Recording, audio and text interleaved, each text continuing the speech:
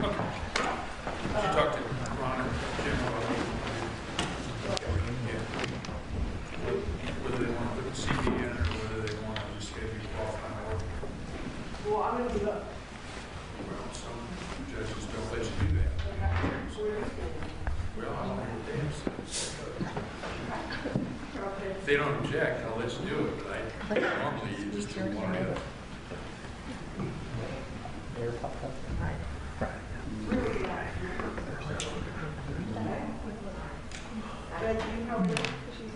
What was the question? Where are we at in terms of I think you're in defense 5.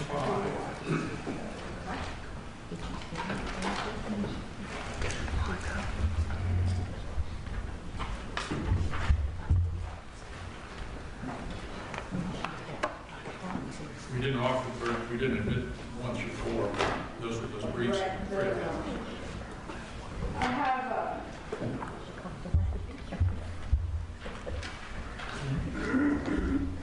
how many pages is the CV that you have, Judge? Should be 43 pages. Yep.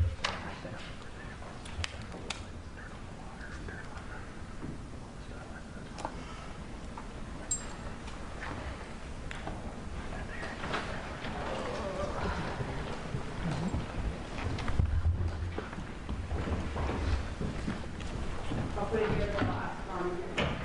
There's going to be an issue with me going through his qualifications and tendering him and then also introducing the CV? No.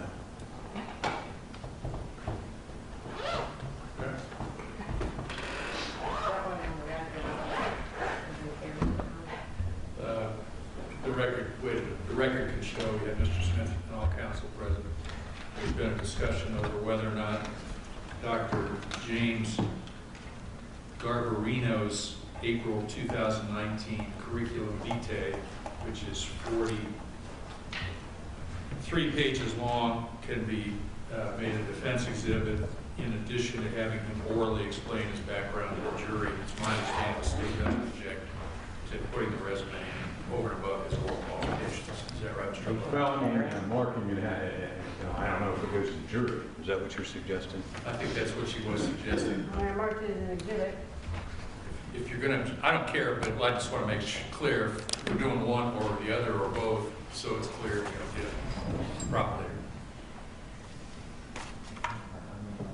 The resume is rather voluminous and it lists a lot of his publications going back many years. Right, at least the one I saw, Your Honor, it didn't look like a lot of the background of his writings had the narrow scope with which he's been proffered in this case. Which may or may not cause you to object. Right. So that's what I'm trying to figure out. Yeah. Yeah. I think we would object to it going to the jury anyhow. All right, so Ms. Menashe, go ahead, qualify fully for the testimony he's given here orally. Take whatever time it is. Your Honor, as to the CV, I just want to preserve the issue as to this. This is obviously a capital case. That's fine. We'll put it into the record for not jury use as Exhibit 5.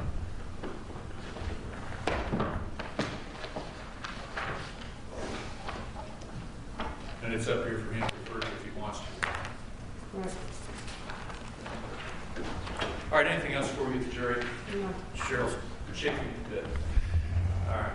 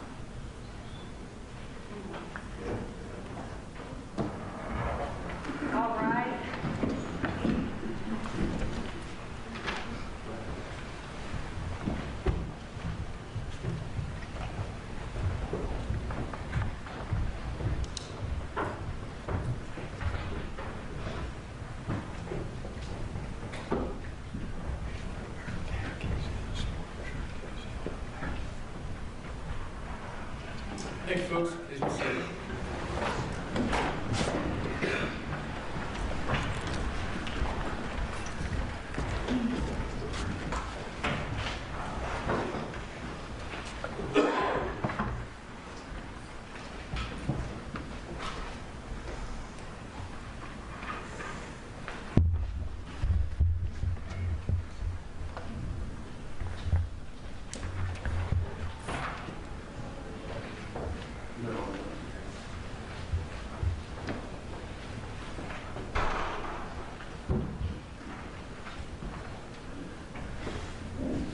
At this time, the defense would call Dr. James Garbarino.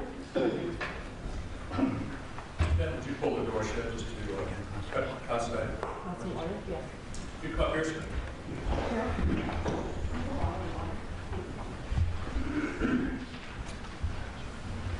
Sir, would you raise your right hand? I solemnly swear the statements you're about to give this court and the jury will be the truth, the whole truth, and nothing but the truth, as you answer unto God or affirm under the penalties against perjury and all lies. I do. You come.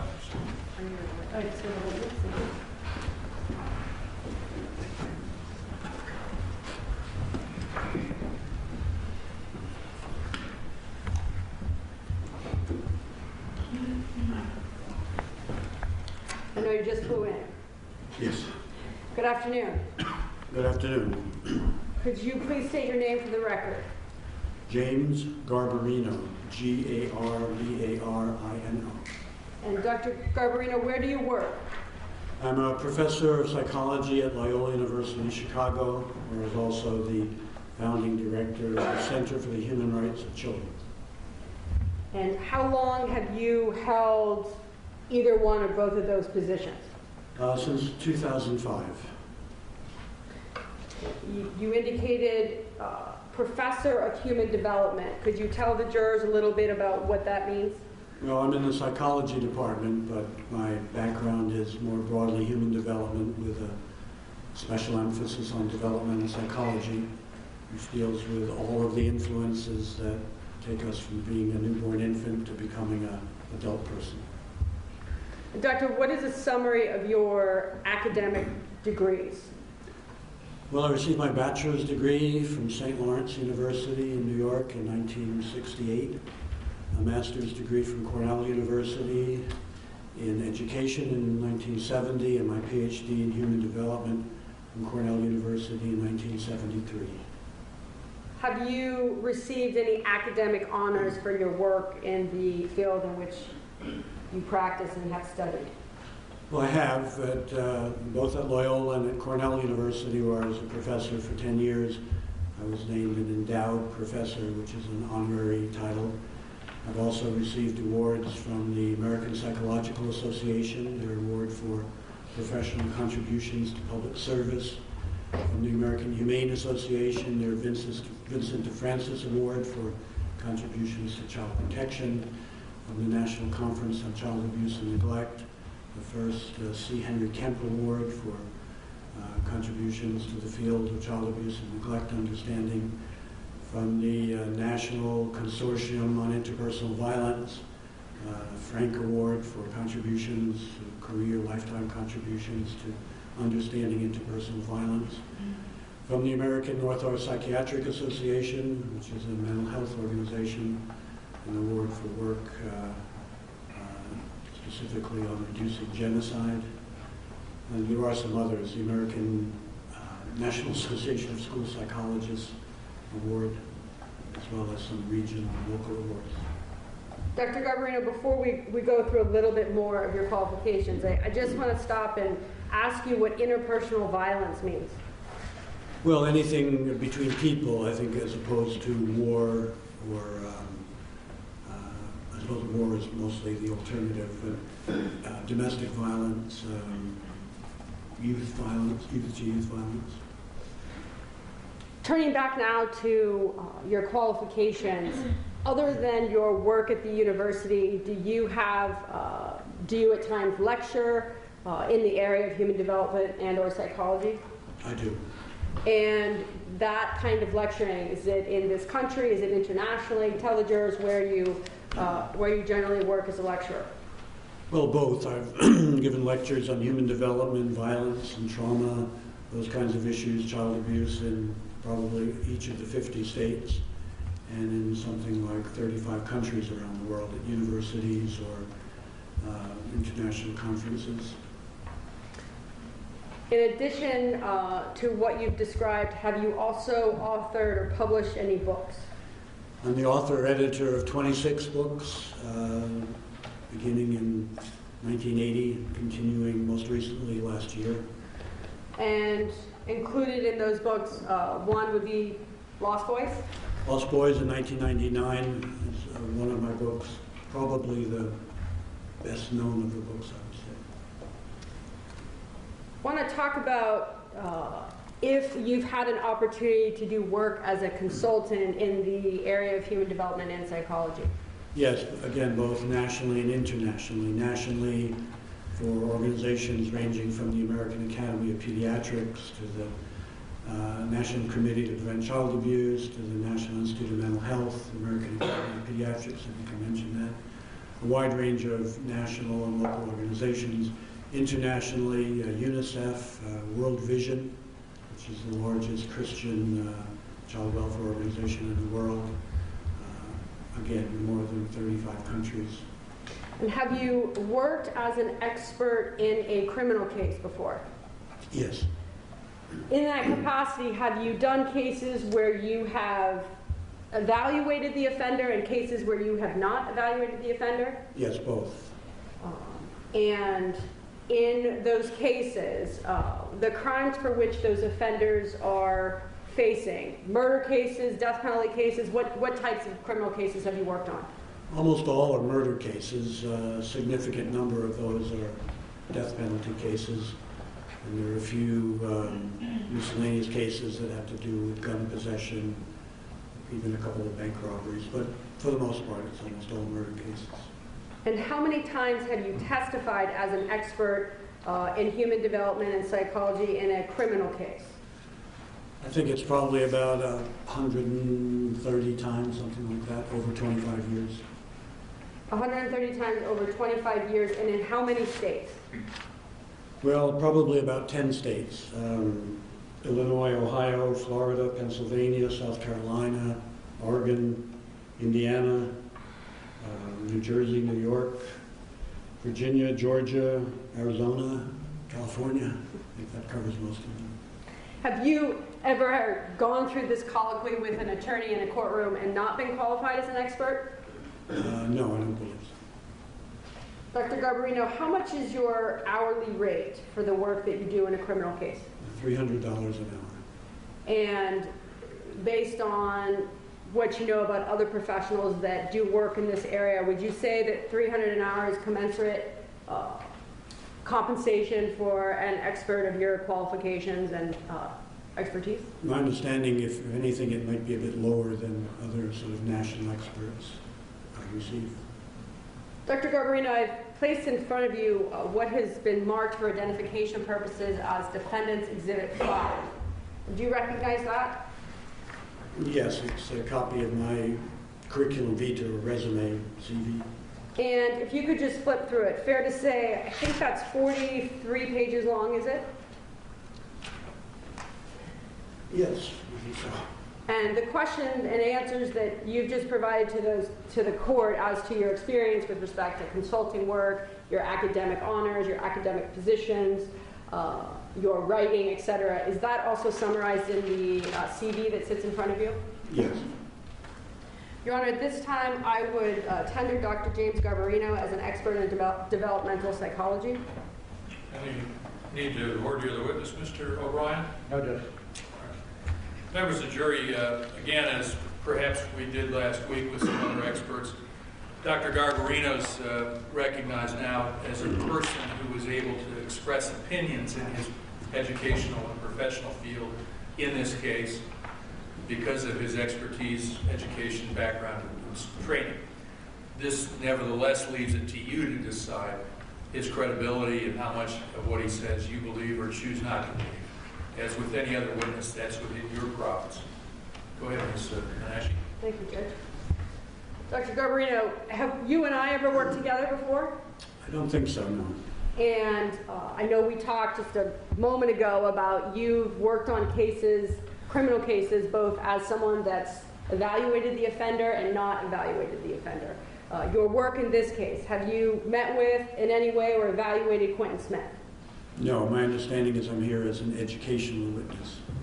And your further understanding, is it true, is that there is a certain focus for which I've asked you to come here today and educate the jurors about? Yes. And what is, summarize that for the jurors.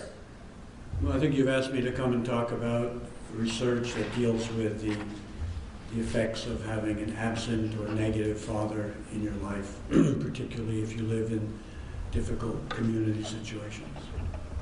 And prior to today, have I supplied any discovery or other information about the actual offense in this case? I think perhaps the indictment, but other than that, no. The charging document? Charging. And you are aware subsequent to or are you aware subsequent to the jury's verdicts on Friday that Mr. Smith has been convicted of the offenses to which he was charged? Yes.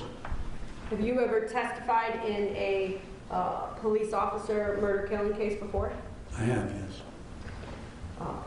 I now kind of want to shift our focus and talk about the purpose that you were brought here today, this fatherless male piece, if we could.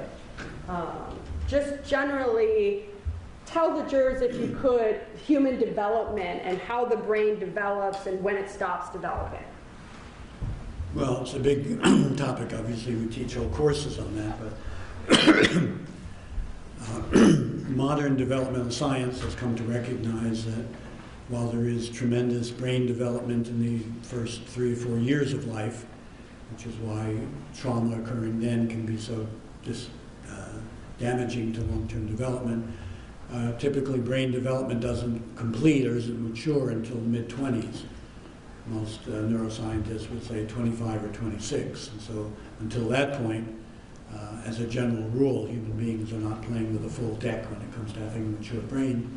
And this particularly affects 2 areas. One is called executive function, which is decision-making, anticipating consequences,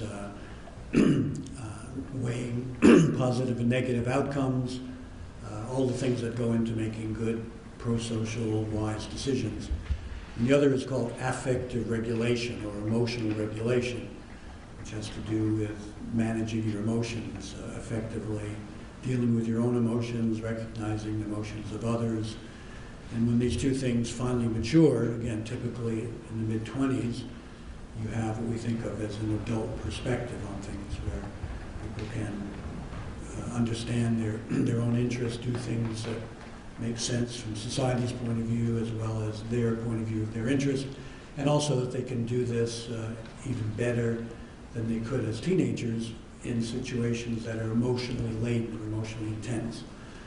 So in addition to the social influences and cultural influences, modern developmental psychology has included this component, this aspect of brain development, which is why it's very relevant to crimes committed by youth. So by the mid-20s, we presume there's maturity there, but obviously the effects of earlier experience, earlier damage, can continue past that point and continue to influence the way people think and behave, even if they get to be as old as I am. And I was going to ask you that question. I know you indicated that development is an important piece in understanding why youth commit crimes. Can the same be said as to gaining an understanding as to why someone that's 32 or 40 or 50 might also commit crimes? Well, yes, because these early influences may leave consequences that continue. They may continue for a lifetime. And for example, there's a study from World War II of Dutch resistance fighters who fought against the Nazis in the occupation of Holland. And they were able to follow them well into old age, and they found that some of them showed the effects of that trauma of being in that fighting at the time. Some it didn't happen until after the war ended. For some of them, the effects weren't evident until they were old men. So these are lifetime experiences about trauma, for example. It's often said that traumatic memories do not spontaneously decay. So unless they're processed and dealt with, they can continue for a lifetime and pop up again later in life. For example, my mother was English, and she was a child during the bombing of London in World War II. But to hear her talk about it when I was growing up, you would think that was just a great fun time that she had. But it wasn't until many, many years later when she watched the footage on CNN of the bombing of Baghdad in the first Gulf War in 1990 that all of her childhood trauma came flooding back to her. So these things, even if they happen relatively early in life, can persist in their consequences for decades. And trauma, if you could just give I know again, a large concept, but a definition to the jury for what is trauma. Well, as you say, there are very technical definitions. One definition I think communicates pretty well is trauma is coming face to face with human vulnerability in the natural world, which is why tornadoes can be traumatic, or earthquakes, or tidal waves, or with the capacity for evil in human nature. Thus, it can be traumatizing to come in contact with horrible things that people do to you or that you even witness. Hypothetically, could witnessing violence be traumatic? Yes, there's abundant evidence that witnessing violence itself can be traumatic, in addition to being the victim of it or being the perpetrator of it. And what about witnessing domestic violence between one's parents? Hypothetically, could that potentially be traumatic? Certainly, and it's generally recognized as one of the particularly significant traumatic experiences that children may have. Some studies have said it's worse to simply witness domestic violence than to be the actual victim of it. And that may seem hard to understand, but there are studies that point in that direction. I want to turn, you and I have briefly spoken about risk factors and how they can impact the brain's development. Could you tell the jury about risk factors and how they can negatively impact an individual's development and perhaps increase a person's likelihood to engage in violence or criminal conduct later on? Well, the modern understanding of risk factors these are negative influences. They're experiences negative characteristics as opposed to positive experiences or characteristics. So, for example, one effort to understand those that's gotten a lot of attention is something called the Adverse Childhood Experience Scale, which is a set of 10 questions that's now used by the Centers for Disease Control as a way to survey how much adversity someone has had growing up. And it deals with things within the family: abuse, sexual, physical, emotional abuse, separation of parents, living with parents or other members of the family who are involved criminally or with substance abuse or mental health problems. So there's 10 of them, and one reason why it's gotten to be so widely used is that the simple score of 0 to 10 on these adversity factors, these adversity risk factors, has been found to account for more than half of the variation in things like substance abuse, depression, and suicidal behavior. And to give you a point of reference, most of us recognize that smoking causes lung cancer, but smoking only counts for about 12% of the variation in lung cancer. These adversity factors count for 4 times as much in looking at things like substance abuse, depression, suicidal behavior, but that also predicts diabetes and heart disease and violent aggressive behavior as well. So that's one very widespread measure of adversity. Many of those experiences are traumatic. Obviously, there are other experiences outside the family, like witnessing violence in the community, that come into play, as well as factors inside the person that create vulnerability on their part. On the other hand, there are protective factors. For example, having strong, effective parents who unconditionally love you, that's a protective factor that can help you against some of these adversities that are either inside you or around you in the community. So the best way to think about it is what you're really looking for is the accumulation of risk factors in counterpoint to the accumulation of protective or positive factors. And if we were thinking about that in a visual sense, fair to say that the risk factors would be on one side and the protective factors would be on another, and the goal, or the hope rather, is that they would counterbalance one another, right? Yeah, that would be the hope. And of course, some of the individual characteristics may affect that equation between the accumulation of positive and negative. So it's always important to have the whole picture of an individual's life. And there may be limits to how much adversity people can absorb. So for example, there's a study from Chicago that looked at kids who had an accumulation of a series of risk factors, that they had abuse in the home, they lived in violent communities, they had they lived with poverty, they were boys, they were between the ages of 12 and 14, and they were dealing with racism. And in that sample, 100% of the kids either showed mental health problems or academic failure. So the risk factors can accumulate to the point where they're overwhelming. That study didn't look at the compensatory positive factors, but given that all the kids sort of were damaged by it, of course many could recover later on, but they all took a hit, if you will, at least in that age period. So this accumulation of risk factors and the accumulation of positive protective factors is a very good way to look at a person's life rather than looking at any single one factor. When you talk about the cumulative risk factors versus the protective factors, would it be fair to say that someone could have hypothetically 6 risk factors, but that same person has 3 protective factors and the other person, let's just say, has 10 protective factors? That at the age of 30, those 2 individuals might well look like different people. They probably would. You know, it's hard to be certain about individuals, but in general, that would clearly be true. And of these protective factors, I know you indicated having supportive family members, unconditional love. Are those 2 of the? Those certainly would be 2. Good educational experience, living in a society that's very supportive and validating, so your cultural identity is validated. So the same child growing up, even with the same family issues, in a different country, in a different community, could have a very different outcome. And for example, children who by age 10 have developed a chronic pattern of aggression, bad behavior, acting out, violating the rights of others, if they have that pattern, they're likely to be given the label of conduct disorder. That's all that label means. If you ask the question, are those 10-year-olds with conduct disorder likely to end up as serious violent delinquents? The answer is it depends on the neighborhood they're living in. In some neighborhoods, only 15% of those boys end up as serious violent delinquents. In other neighborhoods, it's 60%. So the neighborhood you're in can affect by a factor of 4 whether the same childhood problem translates into a violent delinquent problem later on. And this is just but one example. If I might give another example, culture.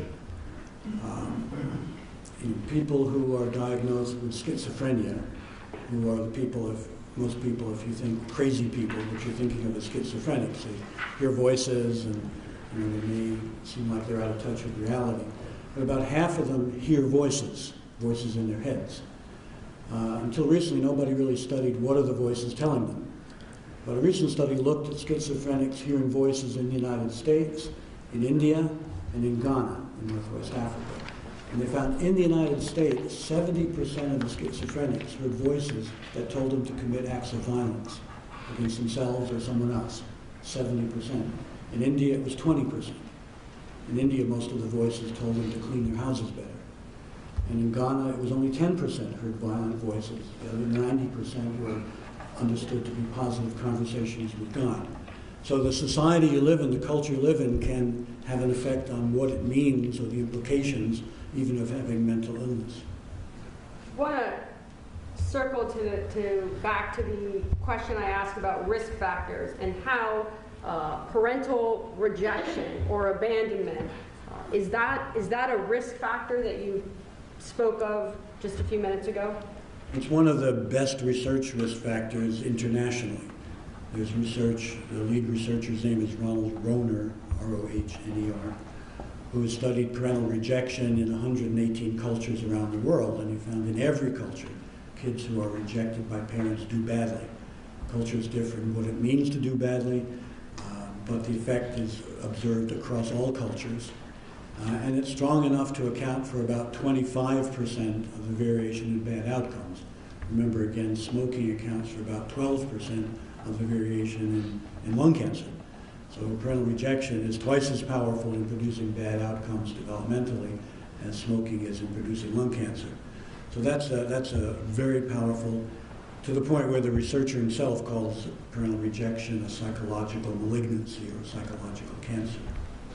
Is there a difference from a psychological perspective of a parent that is rejecting and a parent that's absentee? Well, it depends. It could be. Young children are particularly prone to interpret parental absence as parental rejection, even if a parent dies. Young children are sometimes feel that it's a kind of rejection, it's a kind of abandonment, because they don't understand things fully. But in that Rona research internationally, the focus is on kids who believe they were rejected for whatever reason. And it can happen, parents might divorce, and the non-custodial parent might not think or have an intention that they were abandoning or rejecting the child, but the child certainly could experience it that way, and that's where the consequences come from. And I was just going to ask you that. When we say parental rejection, you don't necessarily mean just the biological parent, right? It could also be a step-parent. It could be it's anyone who is in that parental role, and certainly many of us have been in the role of step-parent. We know it's a particularly challenging role, but it can have some of the same consequences if there's abandonment or rejection from that role as well. Dr. Garbarino, is there a difference between an emotional reaction to losing a parent versus the developmental impact that the risk factor of like being rejected by a parent can have on a person? Does that make sense? I'm not sure I understand the question. It's certainly true that parental absence, regardless of its emotional consequences, can have an effect. For example, the poverty rate for single parents is much higher than it is for two-parent families, in part because you have a second wage earner. And there are a series of studies looking at educational outcomes, social outcomes, that simply look at the structure of having an absent parent and seeing consequences. But the emotional dynamics of it may depend a lot on the quality of parenting that's given.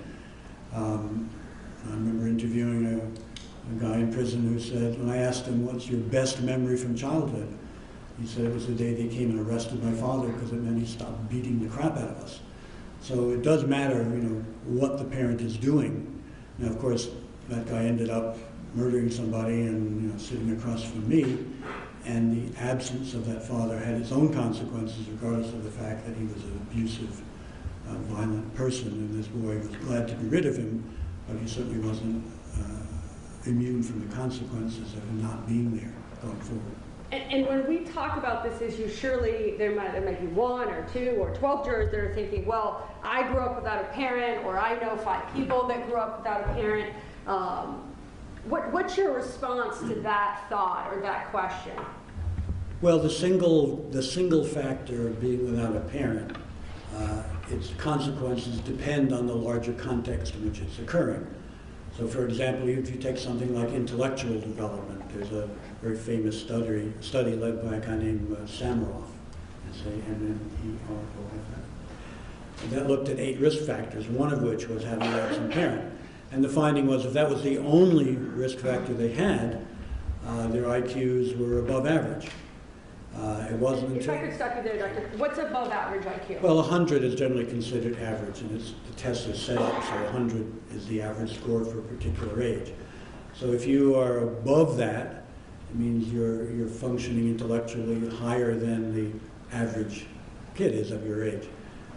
So if the only risk factor you had was an absent parent, there was no real negative effect. It wasn't until you got to 4 risk factors, which might be absent parent, low education attainment in the mother, rigid and punitive child-rearing style in the mother, dealing with racism, substance abuse in the family. So it's only when you had 3 other risk factors that you saw this big effect on IQ, which brought the IQs down to 85 on average as opposed to 100, which is well below average, not in the disabled range, but still very low. And other studies point in a similar direction, that it's always the answer does X cause Y. The best scientific answer is almost always it depends. It depends on what else is present. I want to pause you about an individual with an 85 IQ. My client has an 85 IQ. Tell the jurors where that fits when you talked about 100 was kind of average. Where does 85 fall in terms of the percentile? Well, I think it's generally considered low, below average or low average or on the borderline, which is low. One reason why it's so important is we often talk about resilience, the ability to overcome adversity. And when you look at the foundations for resilience, one of them is having at least average intellectual ability. So it's as if saying, what's more adaptive, having both hands free or one hand tied behind your back. And below average IQ means you have one hand tied behind your back in dealing with whatever else is going on in your life. I mean, there are other risk factors as well, other resilience factors as well, of which that is only one. When we are talking about situations where there is no father present in the home, I know you talked about then there's a single parent. In those types of situations, hypothetically, if an individual is in a neighborhood that is a poorer neighborhood, where there's crime in the neighborhood, what importance could have or would have a father played in the child's life with respect to the neighborhood? Well, certainly one that is described quite often is as a protection against negative influences in the neighborhood. I mean, I remember when I was growing up, it wasn't a particularly violent neighborhood, but at one point some other teenagers were threatening me, and my father went out and put a stop to that. So there is that role. There's also a very important role of sort of disciplining the boy so he doesn't get involved with gangs and crime and negative influences. And that's something that fathers often do in those communities. And then there is more general offering a positive role model of what it could mean to be a man. Many kids who join gangs, for example, one of the findings is that when they have suffered a significant loss, such as the absence of a parent, they're more likely to join gangs, and they often talk about the gang as a sort of surrogate family. They're getting something there that they weren't getting at home, particularly from the males in their home. So it's a range of possible influences, but the absence of the father in those high-risk neighborhoods is particularly important. The same single parent, the same boy in a safe, middle-class community, there might not be the same need for that protection against the toxic nature of the environment, and so you might not see the same consequence for being fatherless. This notion that if a child only has one parent, then he grows up and he essentially becomes more mature quickly, and how is that not a good thing? I think you discussed that in Lost Boys as this little man of the house complex or situation. Tell the jurors why that isn't necessarily a good thing, that an only child in particular, in this case, is forced to be more mature than he would otherwise be at an early age. Well, there's a lot of research and writing about this topic, and there seem to be several ways in which it can be a negative influence. One is that the child feels deprived of a childhood because they have to parent the parent. They're taking on that parental role. Often the case, children of alcoholics feel like they have to take care of their parents, and they sometimes are angry and sad that they didn't have a chance to just be a child. Another is that, particularly with boys and their mothers, that the mothers may adopt a more sort of intimate relationship with their son where they're more like peers, they're more like friends. And that's emotionally validating for the mother to have this friendly male. She doesn't have a man in her life. For the boy, it makes him feel important. But the danger is that then when you get to be a teenager, when you need to have someone who has the authority to keep you in check, in effect, the boy says, well, who are you to tell me what to do? We've been buddies since I was a little boy. So there are a number of ways in which, even if it seems satisfying at the start, it may ultimately constitute another kind of risk factor. And so those are at least two ways that can be a problem. You mentioned having a parent that is an alcoholic, and that can lead to anger or other issues. Would you agree that having a parent that's an alcoholic or is abusing drugs is a risk factor and not a positive role model, if you will? Or Well, it is one of the 10 adverse childhood experience questions. Is a member of your household a problem drinker or use street drugs? And each of those 10 factors contributes to these outcomes. So it's clearly a negative influence. Now, there are sometimes people who will say, you know, struggling with that adversity really gave me character and made the person I became, and that certainly does happen. But we would always want to look at the context of how many other adverse factors did they have, including their individual temperament, their individual makeup. And we know that some children are very easy and positive and strong, and others are sort of difficult. Research shows that if you have an easy baby, for example, when you come back for elementary school, only about 10% of easy babies have significant adjustment problems going into elementary school. Among difficult babies, it's more like 80%. So it's kind of easy to be the parent of an easy baby, but you really have to up your game if you have a difficult baby. And that difficulty has to do with their temperament. They're impulsive, reflective, easy to soothe, or cranky. All the measures that anyone who's had a baby knows that babies can be easy or difficult. When you talk about an individual that does have a father figure in the home and he's abusing alcohol or street drugs, as you say, if that child is under the age of 10 or 8 or 6, can they still appreciate that their parent is an alcoholic? Does that make sense? Like a child that doesn't know what alcohol is? Well, sometimes. I mean, young children can accept parental definitions of reality that to an outsider or to another adult seem preposterous. There was a movie just a few years ago called Life is Good, and it takes place in World War II, and the father and the son are in a concentration camp, and the father persuades the son that it's just a game that they're playing. And you can do that with a young child. When I was in Kuwait for the United Nations after the first Gulf War, I interviewed a family, a mother and 2 daughters, and when the Iraqis invaded and occupied Kuwait, she was able to escape. She had a 10-year-old daughter and a 4-year-old daughter. She told her daughters, tonight we're going to play the escape game. We have to be really quiet. And the 4-year-old just said, great, we'll play the escape game. The 10-year-old understood that if they were caught, they could be killed, but she played along with it. So young children may not really understand. They may know, mommy or daddy sleeps a lot during the day, but they may not interpret that accurately as being related to, for example, depression or substance abuse. But the older they get, the more likely they are to register exactly what it is, even beyond any vague discomfort is what they see.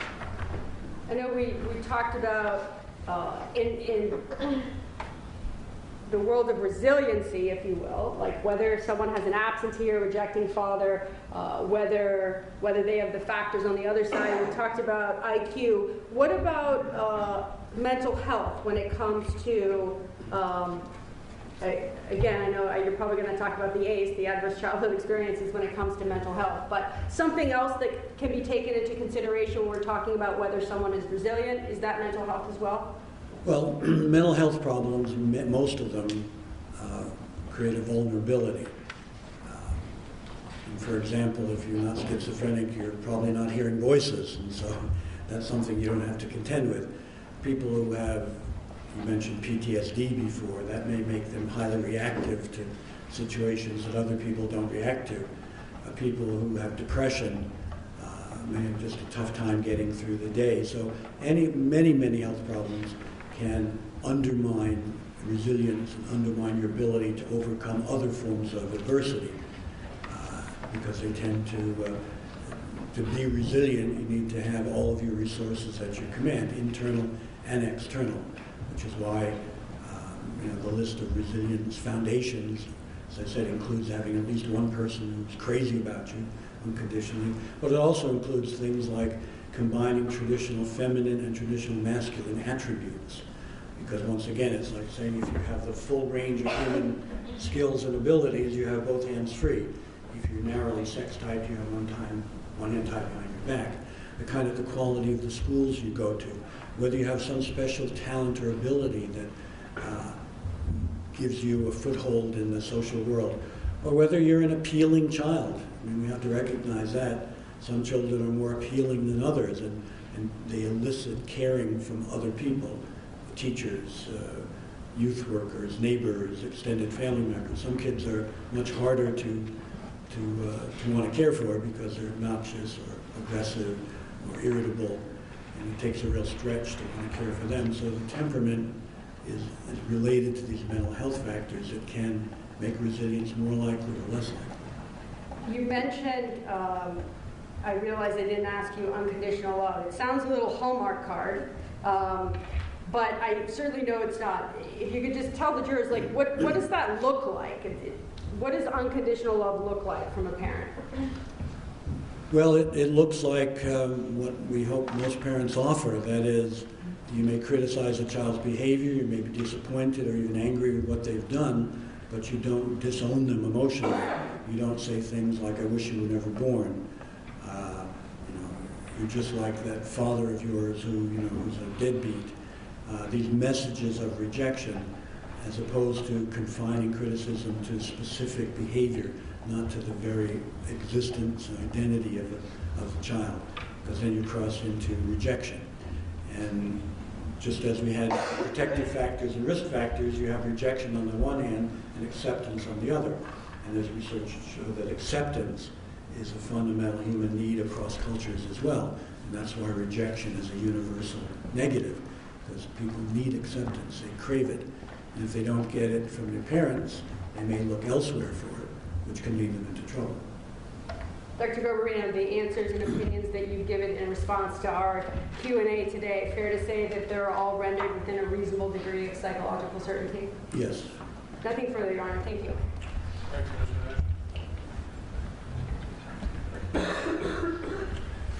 Questions, Mr. Lowe? Thank you, Your Honor. Just a couple. Doctor, you don't know any of the facts of this case other than what you saw in the indictment, is that correct? Yes, I just know the bare facts of the And you were never asked to interview Quentin Smith in this case? That's correct. And you've never met the man over there, Mr. Smith? He was pointed out to me, but I hadn't seen him before that. Thank you. Nothing further, Judge. Anything else to wrap up, Ms. Menashe? No, Your Honor. Thank you. Dr. Garbarino, thank you very much for coming down. I appreciate your insight. Any other witnesses this afternoon? No, Your Honor. All right, let me talk to counsel up here. Let's figure out the schedule. Give us a break. Ladies and gentlemen.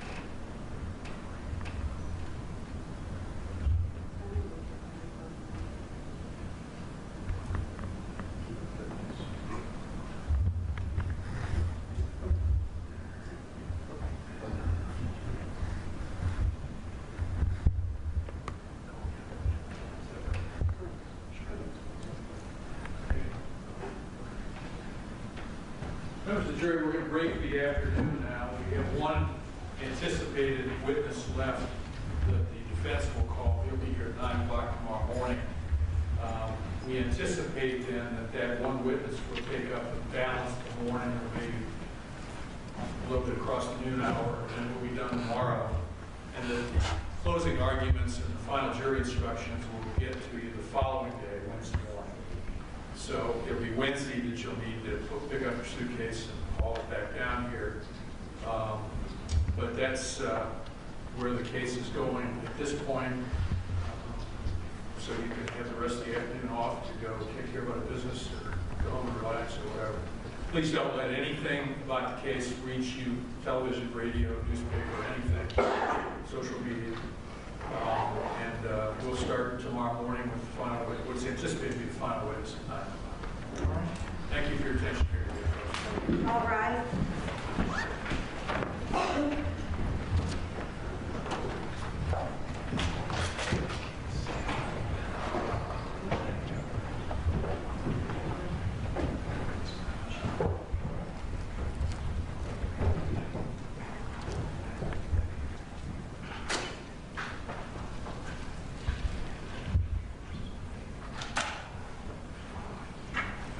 Be seated very briefly, if you would, folks.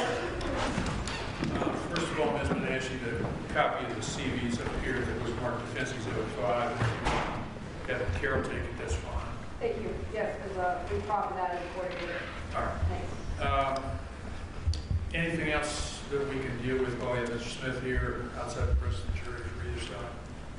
I'm working on the charge. I'll try and send out my draft tonight after I look at what you've got, but we'd already started drafting, so I'm going to try to integrate them that way. I'll try to send it to all four council.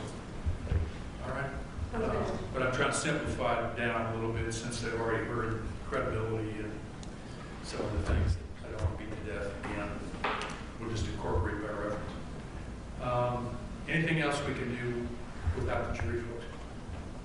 No.